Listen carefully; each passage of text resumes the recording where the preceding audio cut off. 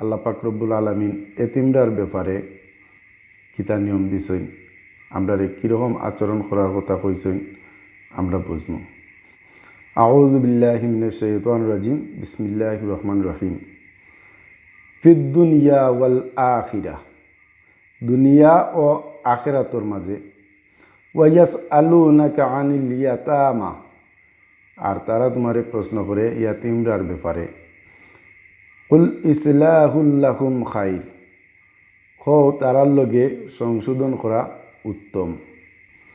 ওয়া ইন তুখালিতুহুম ফা ইখওয়ানুকুম, আর যদি তোমরা তোমরা লগে মিলাইয়া নগি তবে তারা তো তোমরারই ভাই। আল্লাহু ইয়ালামুল মুফসিদা মিনাল মুসলিহ, আর আল্লাহ জানেন কে ফাসাদকারী আর কে সংশোধনকারী।